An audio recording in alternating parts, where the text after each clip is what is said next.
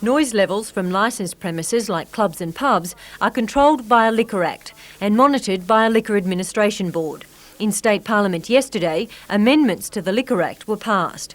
Two of the changes in particular have concerned Shadow Chief Secretary Richard Face and the Australian Hotels Association. One amendment causing controversy is the imposing of a 6-month restriction on trading hours if noise levels from a licensed premise are found by the board to disrupt the neighbourhood. The major objection is that even if the noise problem is rectified within, say, 2 to 6 weeks, the licensed premise can't apply to the Liquor Board to have its trading hours reinstated until after the 6-month restriction expires. Newcastle AHA President Wayne Sampson believes this restriction could send some proprietors broke. A lot of people rely heavily these days on their later trading part of the night because it tends to be the time where young people go out these days. And if they did lose those hours for a 6-month period, it could be disastrous to them. The other law change causing a problem is that now only one person is required to complain for the issue to go before the Liquor Board. Before, 3 complainants were needed. Richard Face says this change creates an open door for someone who is extremely vexatious. It can create a lot of problems because you may not have a good relationship with one person in your street. Mr Sampson expects the new amendments to be in place within the next 6 weeks. Catherine Lamond, NBN News.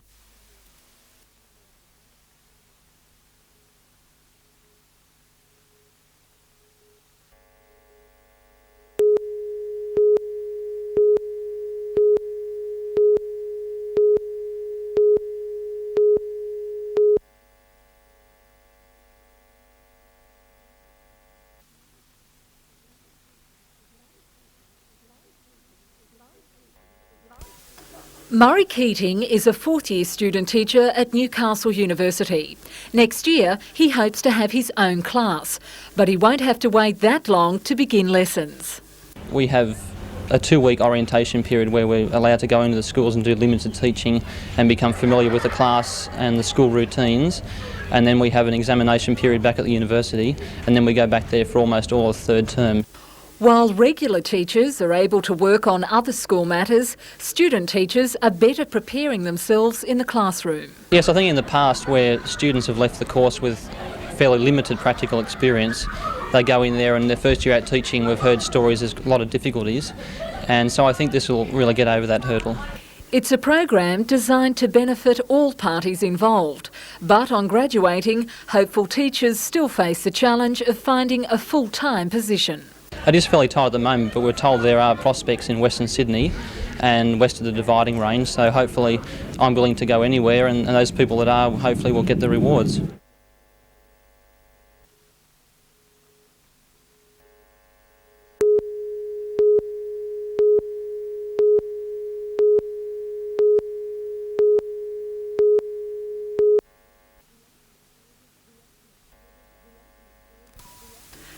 The atmosphere was tense. 132 students representing teams from 21 primary schools battled it out in the ultimate game of wits. Well, it's a pretty difficult game. You have to watch your moves and see if they're cooking up any plans. A game that you have to concentrate on and try hard. You have to think, if you be silly, you're just going to lose. Sponsored by the Joint Coal Board, the competition is designed to promote the game among young players. It's good competition. Some people are hard, some people are pretty easy. And after 7 rounds, current state champions New Lambton Primary took out the honour as the winning team. The winning team from here goes to Sydney on the Friday afternoon at the end of this school term, where we get one of Australia's leading chess players, perhaps Grandmaster Ian Rogers, to play a game against all the kids, give them some tips for the finals that are held on the following day.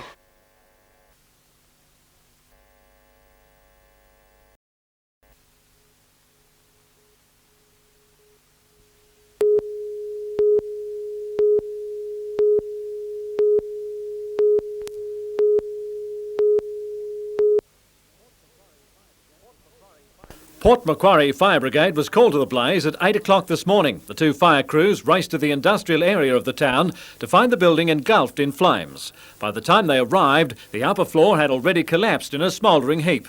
A TV repair business and an antique furniture shop operated on the bottom floor. The top story was used as a flat and the occupant was out at the time of the fire. However, her two dogs were still inside the burning building and fire crews held little hope for them.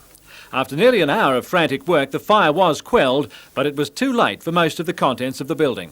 Furniture and belongings in the upper residence were totally destroyed, and the expensive wares of the two businesses operating downstairs were badly smoke, fire and water damaged. Despite the disaster, there was some cheer.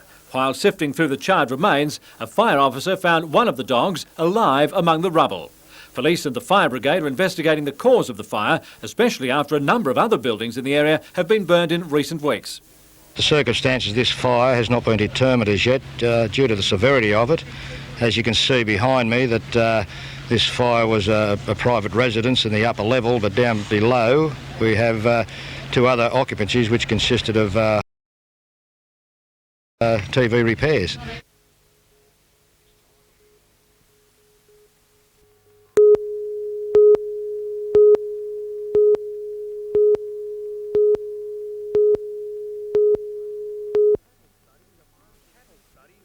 Cattle studies are part of the school curriculum these days. Many students from primary through to senior high can recognise and judge good beef on the hoof. Some schools run electives with the help of primary producers willing to open their farms for visits by students. It's part of the school curriculum today, and the more we all know about assessment of cattle and the market requirements, is the better off we're all going to be. City kids met country cousins at Singleton in the Hunter Valley for the first junior beef cattle judging competition of its kind. Each student had to judge bulls, steers and heifers, and their comments were then assessed by a panel of adjudicators. A lot of the students here today are looking for muscle pattern in cattle, and the finer points, their fat cover, and an end product. That's basically what it's about, because it's a commercial proposition. You must know what the requirements of the abattoir are, or you'll be heavily discounted. That's what it's got to the system of now, so it's very important for the future. The day was organised in conjunction with the Hoof and Hook Association and was attended by Department of Agriculture officers who gave lectures on feeding and raising cattle. A lot to remember for some young heads. Gloucester High School won the judging competition. Some of the students will participate in further open competitions throughout the year.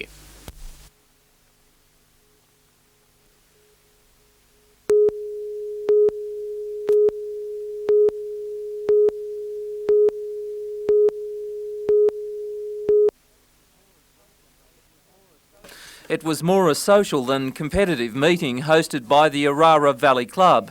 Families pitched tents and enjoyed a weekend of target shooting and talking shop with fellow bow hunting enthusiasts. Children from as young as 5 took part, together with veteran shooters up to 75 years old. According to organisers, bow hunting is a rapidly growing sport with its combination of fitness and skill. It's been compared to golf as competitors follow a course of similar length. Instead of aiming a ball into a hole, bow hunters shoot an arrow into a cardboard target.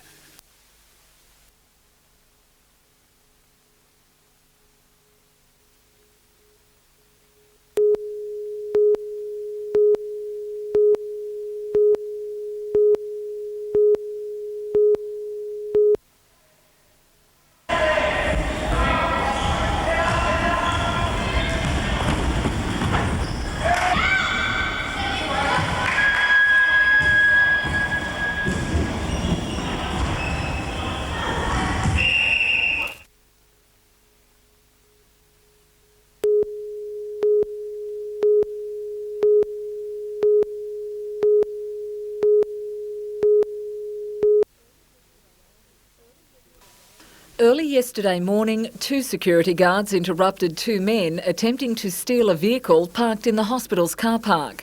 One security guard was injured after shots were fired from the bandit's sawn-off shotgun. The 2 men fled into nearby bushland, sparking a wide-scale police search. Today, the injured security guard was released from hospital in a satisfactory condition. It's believed both guards are undergoing trauma counselling. We've interviewed a number of suspects and eliminated them. We're waiting on some information back from the physical examination of the motor vehicle. Descriptions of the wanted men have been released. An identikit photo is expected within a few days. Police are calling on the public to help in their investigations. From the information we received this morning, I feel that someone out there is probably know these offenders once we can get a better description, and obviously information from them will be most helpful.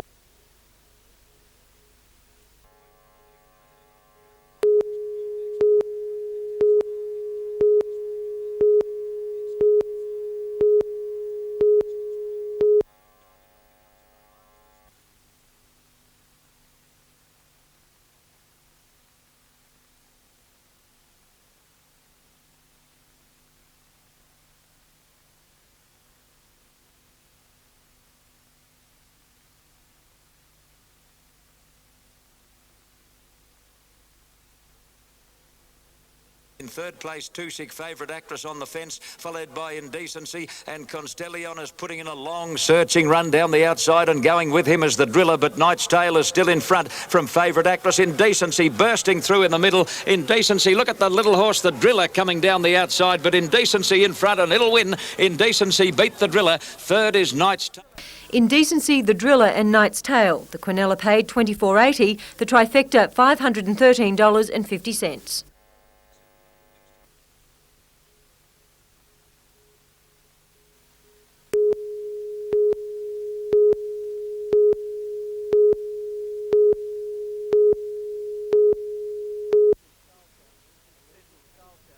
Central Charlestown went to the lead in the 5th minute with this successful penalty kick by winger Craig Hammond. Shortly after, Maitland's Shane Fernando replied, levelling it 2-2. But some bad ball handling by the pumpkin pickers gave the Butcher Boys scoring opportunities, and the visitors took every chance. Steve Cage scoring under the posts in the 15th minute. Hammond converted, giving Central an 8-2 lead. Then fullback Tim Elwood went in. Central Charlestown went to the half-time break leading 12-2. Charlestown scored again in the second half, but that would be the last time. Maitland made a late break, turning the tables and taking the match 24-16.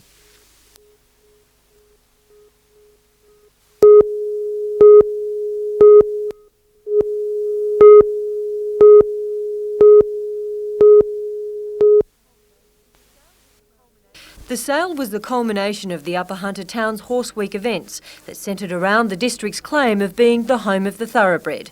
The auctioneers were astounded at the interest in yesterday's offering, with more than 700 people crowding around the ring. The sale was in the hands of Australia's bloodstock auctioneers William Inglis and Sons of Sydney, in association with Pitt, Son and Keane of Scone and Jamie Inglis, the auctioneer. Bidding was brisk, with 133 yearlings sold, representing a 92% clearance. The average price was $3,660, with 50 of the young potential stars of the turf realising $4,000 or better. The top price was $20,000 for a yearling out of Rare Clown by Star Watch, bred by the Woodland stud at Denman. Well-known Newcastle trainer Paul Perry paid $17,000 for BJ Shorter's Tamworth-bred yearling out of Ranella by Cossack Warrior. The auctioneers were delighted with the keen interest in the catalogue and the overall result.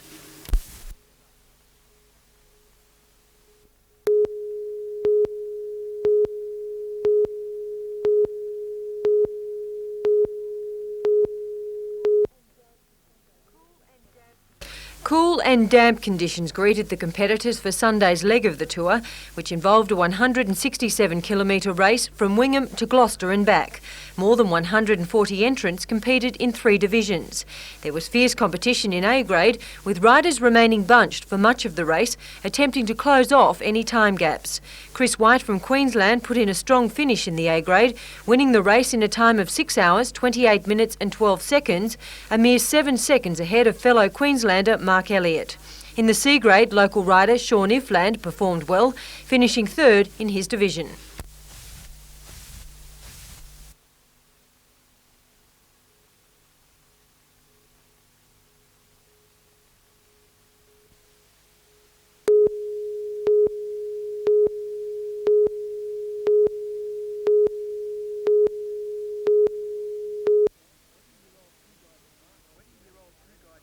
20-year-old two-guy Pamarxis from Adamstown and 19-year-old Jeffrey Clark from Cardiff were arrested late yesterday when police raided a house in Tyres Hill.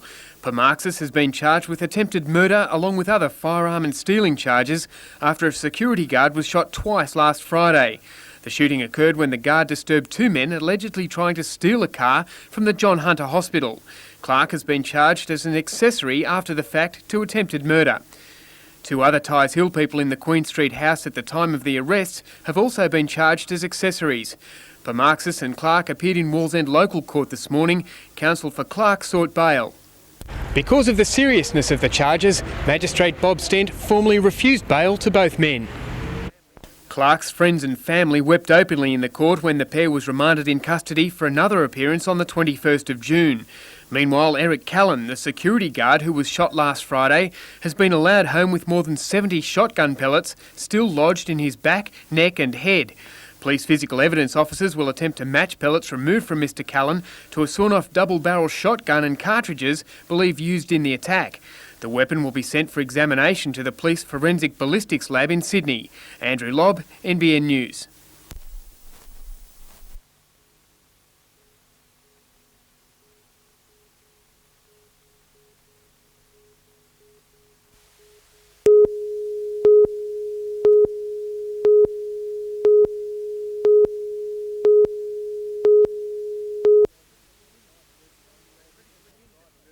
The critically injured 39-year-old interstate driver was found by the ripped-apart cab of his prime mover after it crashed into the side of a milk tanker on the northern approaches of Muswellbrook just after 7.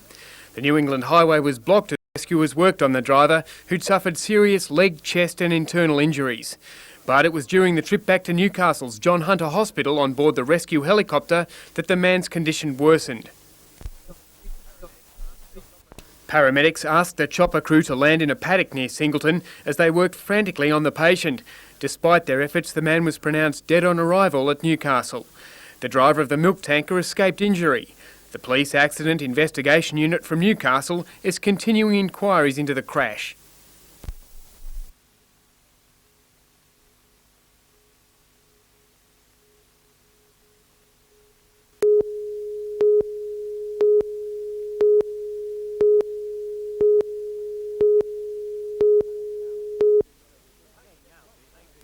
Paying out the 18 of the 28 displaced garbage workers who have accepted the redundancy terms will cost ratepayers $370,000. However, this is more than offset by projected savings of more than $1 million a year under the new single manning system.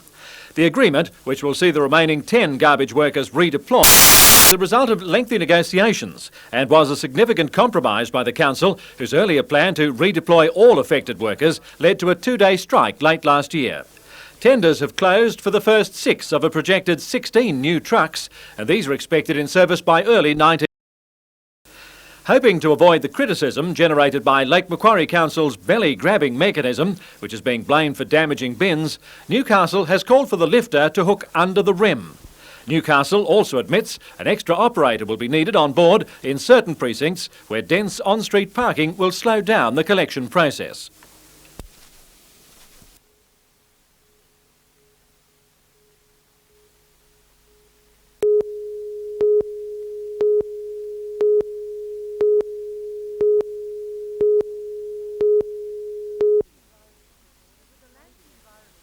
With a Land and Environment Court order to close the Annambar dump, Maitland's only landfill site, by June 31st, Council had to fast-track plans of relocating its facility to Mount Vincent Road in East Maitland. The 25-hectare site was previously a coal washery. The basin of the dump, which needs to support rubbish fill and dump traffic, still contains fine coal dust from the washery days. And here lies the problem.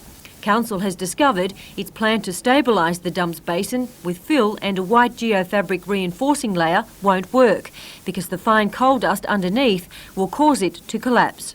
So Council is now spending $95,000 revising its plan. As opposed initially to one layer of reinforcing geofabric covered with 900 millimetres of fill, we are now looking at 2 layers of geofabric. with more fill added in between each fabric layer. Despite this extra work, Council says the waste site will open as scheduled on July 1st and within the $1.5 million relocation budget.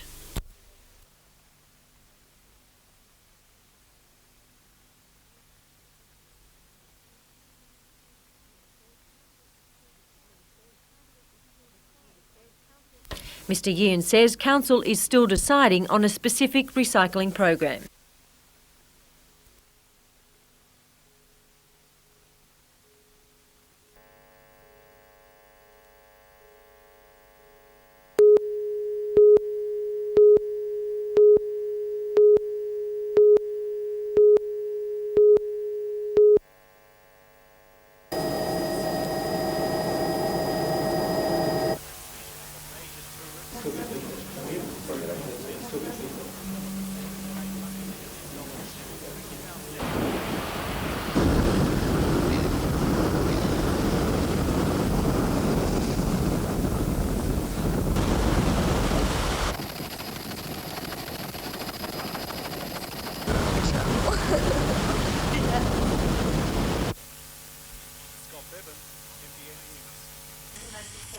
Because I was interested in, as well as get... Is this the ordinary? Yeah, ordinary.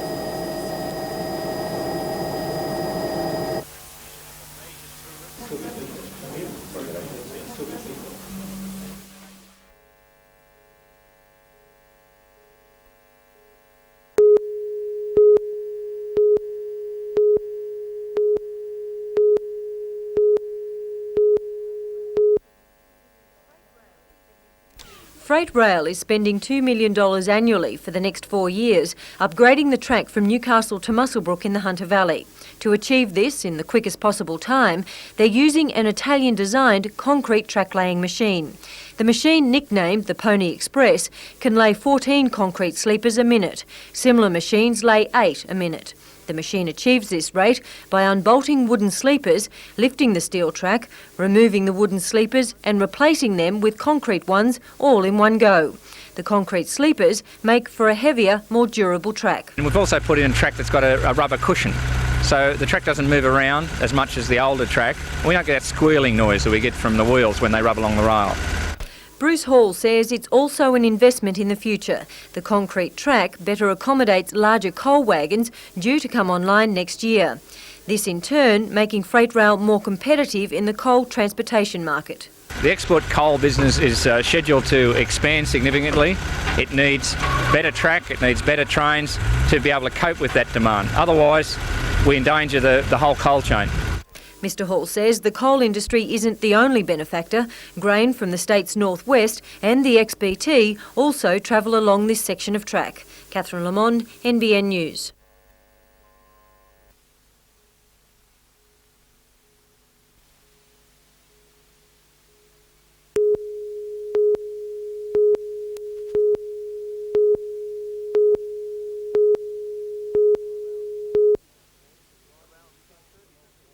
Around 10:30 this morning, the driver was travelling along Henry Street in the Newcastle suburb of Merewether. Police say he turned his head to retrieve something in the back seat of his car. Before he knew it, he'd slammed into a power pole. The impact brought a crossarm down on the pole, blacking out the 11,000 volt lines, cutting power to hundreds of houses. The 19-year-old driver suffered head and chest injuries in the crash. He was taken to John Hunter Hospital, where his condition tonight is described as stable. Electricity workers were at the site all day repairing the damage. It's believed the driver was travelling well within the speed limit. He just took his eyes off the road for a few seconds. Peter Ryan, NBN News.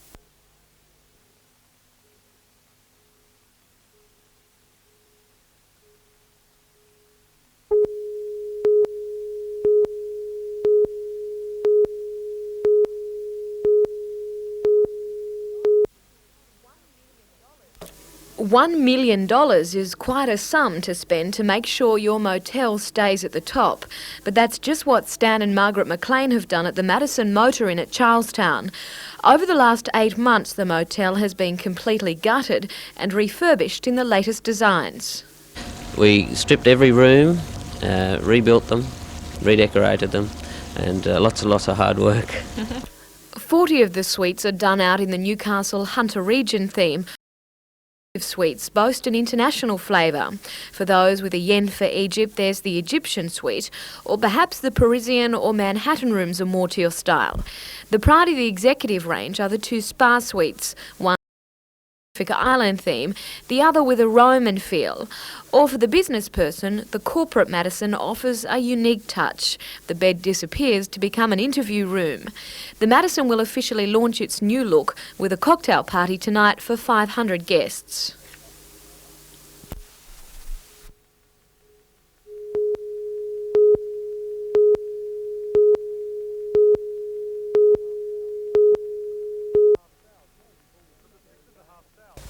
For the 6,500 people living in Maryland, the closest their suburb has come to having a shopping centre is this bus stop sign.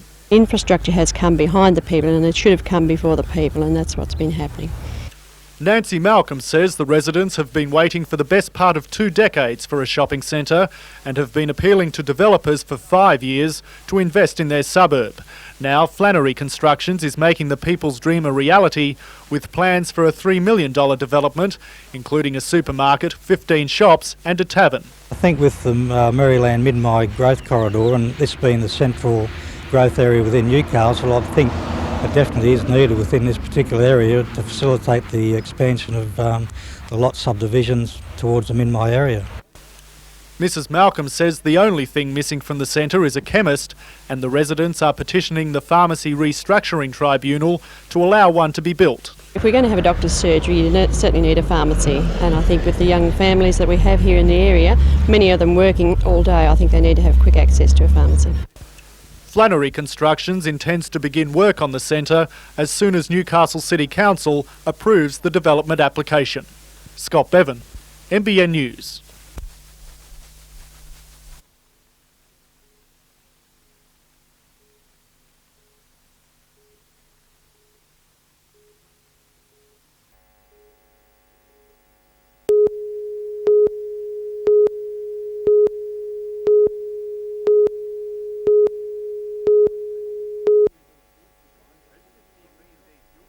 Residents near B&D fuel supplies reported strong smells of petrol and diesel in the early evening.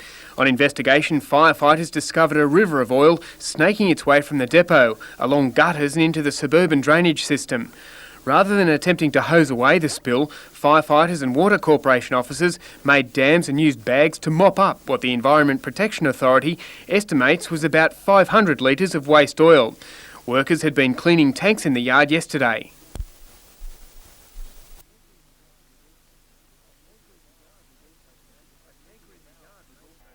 A tanker in the yard was also found to have leaking valves and may have contributed to the spill. The yard will be fined and the EPA will recommend that local government authorities review its operations. Andrew Lobb, NBN News.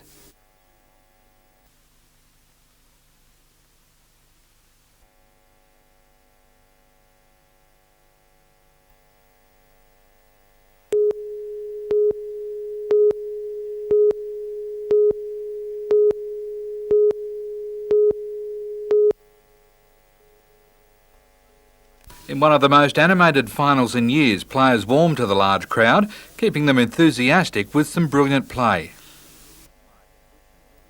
Charlie Vella from the Sydney Club of St Mary's pulled off the shot of the day in his Grade 2 match against Lake Macquarie side Cahiba. Cahiba looked to have the end wrapped up when he smashed through the pack.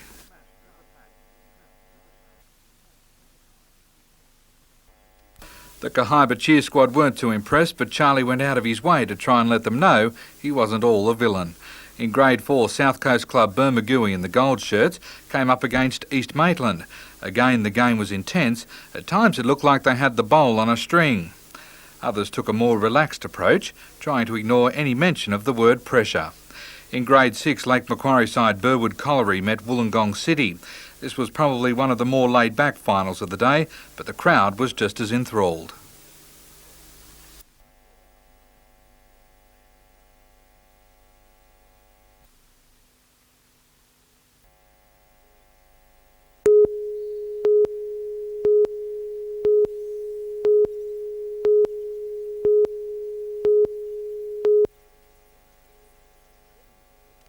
70 people lined up for the 10-kilometre run. 90 took part in the shorter 3-kilometre course. Warhope's Guy Tysies won the longer distance run, which wound its way through nearby forest and roads. He completed the course in just under 40 minutes. Warhope's Emma Everington was the first woman home in the longer race. Making it a trifecta for local athletes, Amanda Adams won the 3-kilometre event. A crowd of more than 2,000 supported some of the other attractions of the day, which included wheelie bin races, stalls and throw the sponge at a local celebrity stand. The $5,000 raised from the successful day will go to the purchase of a 4-wheel drive truck for the Warhope Bushfire Brigade.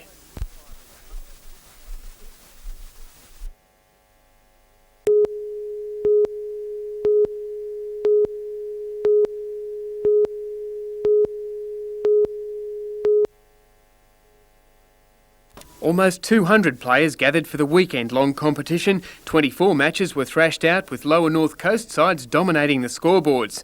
Port Macquarie won 5 of its grades against Casino Ballina. Kempsey rubbed it in by winning 6 straight. Late this afternoon, Casino Ballina was trying to keep Taree out of another straight sweep after it had already chalked up 5 of the 6 grade games.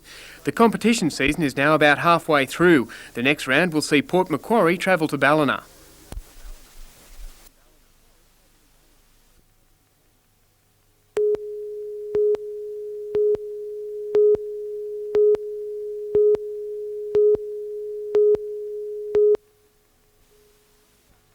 Shortly after 7 last night, a blaze broke out in a first-floor flat in this block of units in Scott Street, Newcastle. The blaze started in the lounge room, leaving it severely gutted, the rest of the unit damaged by smoke. Firefighters quickly contained the blaze, preventing it from spreading to adjoining units.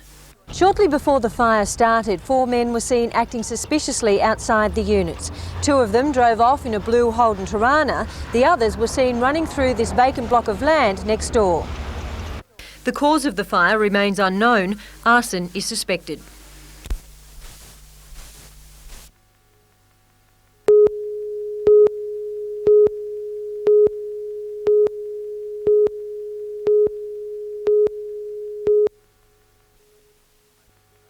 Maitland's David King found plenty of gaps through the Waratah defence.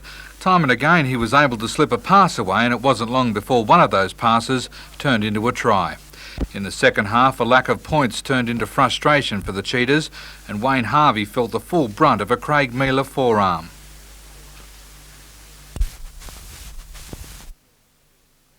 Mealer was sent from the field and at the moment is facing the judiciary. No sooner had he walked off and Max Dawn and Rick Ryan were at it. Both escaped any action from the referee. Maitland got back on track first and finished easy winners. Over at Charlestown, and the Butcher boys had plenty of enthusiasm, but not enough concentration. Daniel Olsen made space out wide and sent Kendall over for another try. Central's only leading light was Jason Edwards, his solo efforts making the score just respectable. And on Friday night, Mitchell Maguire put Lakes on the board first against Cessnock. Kyle Emerton was about to be penalised for a forearm to a tackler's throat, but Glenn George just wouldn't let go of him. West's 30-10 win over Toronto has them well clear on the ladder, with Charlestown still down at the bottom.